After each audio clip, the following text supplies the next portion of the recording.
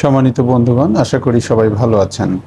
আজকে আমি আলোচনা করব একজন নাগরিক হিসেবে আপনি ইউনিয়ন ভূমি অফিসে এবং উপজেলা ভূমি অফিসে এবং ডিসি অফিসে সাধারণত আপনার যে সকল কার্যক্রমগুলো থাকে সেসব নিয়ে একটু আলোচনা করব।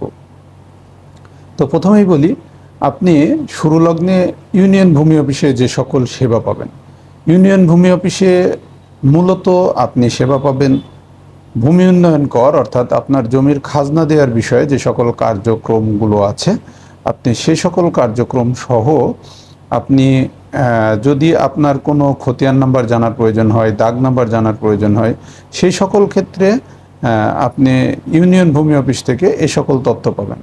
তবে মনে রাখবেন যে আপনি ওই অফিস থেকে, অর্থাৎ ইউনিয়ন ভূমি অফিস থেকে যেই তথ্যগুলো পাবেন সেগুলো কিন্তু একটি খসড়া খতিয়ান বা খসড়া দাগ। তো এই দাগগুলো বা এই খতিয়ানগুলো আপনি কখনোই কোনো মূল্যবান কাগজ হিসাবে ব্যবহার করতে পারবেন না। অর্থাৎ আপনার এইগুলো মূল্যহীন একটি কাগজ, জাস্ট জানার জন্য আপনি তথ্যগুলো পাবেন। অর্থাৎ আপনি খসড়া খতিয়ান এবং খসড়া তথ্য জানার জন্য এবং আপনার ভূমি উন্নয়ন কর মূলত দেওয়ার জন্য আপনি ইউনিয়ন ভূমি অফিসে সেবা গ্রহণের জন্য যেতে পারেন। এবার আসি, এই ধরনেরই কাজ উপজেলা ভূমি অফিসে অর্থাৎ এসিল্যান্ড অফিসে আপনি কি ধরনের সেবা পাবেন। তো এসিল্যান্ড অফিসে মূলত এই যে আপনারা নামজারি করেন, নামজারির সকল কার্যক্রম সবসময় উপজেলা ভূমি অফিসে হয়। অর্থাৎ আপনি উপজেলা ভূমি অফিসে আসবেন প্রথমত আপনার নামজারির জন্য। নামজারির সকল কার্যক্রমই এখানে হয়। আরেকটি আসি যে আপনি মূলত যখন ম্যাপের কোনো বিষয় থেকে যায়, যে ম্যাপের দাগ কত বা এই ধরনের তথ্য একজন সার্ভেয়ারের কাছে ম্যাপ থাকে, আপনি জাস্ট জানতে পারবেন যে এই দাগটি কোথায় বা কি অবস্থা। তো এই তথ্যগুলো জানতে পারবেন, তবে এখান থেকে আপনি ম্যাপ তুলতে পারবেন না। তো ম্যাপ তুলতে গেলে আপনার যদি রেকর্ডের সময়ে হয় তাহলে সেটেলমেন্ট অফিস থেকে, অথবা যদি রেকর্ড পরবর্তী সময়ে হয় তাহলে এটা জেলা প্রশাসকের কার্যালয়ের রেকর্ড রুম থেকে আপনাকে ম্যাপ তুলতে হবে।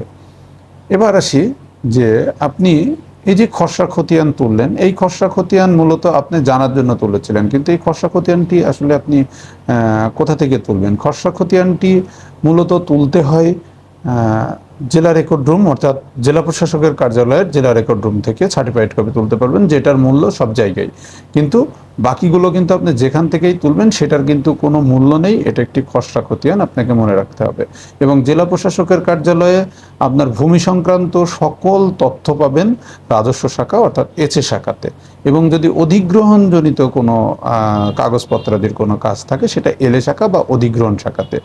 তো আপনার এছাড়াও জেলা প্রশাসকের কার্যালয়ে সেটেলমেন্ট অফিস থাকে, সেই অফিসে আপনি খতিয়ান পাবেন, কিন্তু সেই খতিয়ানটি মনে রাখতে হবে জরিপকালীন সময়ে।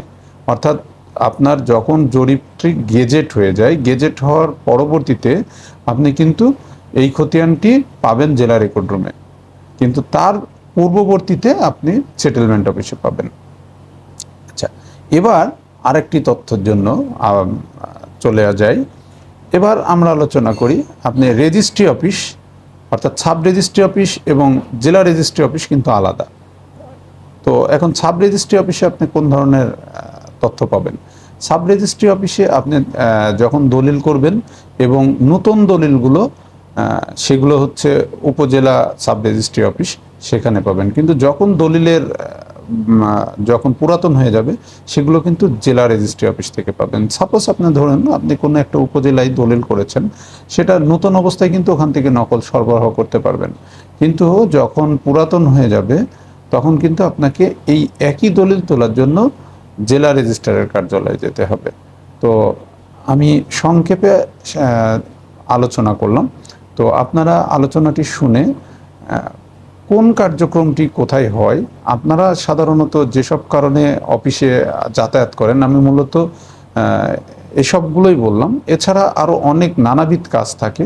তো এই নানাবিধ কাজ কোনটি কোন অফিসে হয় আপনারা কমেন্ট বক্সে লিখবেন, আমি আশা করি আপনাদের উত্তর দিব। তবে আপনারা যেগুলো নিয়ে সাধারণত যাতায়াত করেন আমি সেটি নিয়েই আপনাদের মাঝখানে আলোচনাটি রাখলাম। সবাই ভালো থাকবেন। আসসালামু আলাইকুম।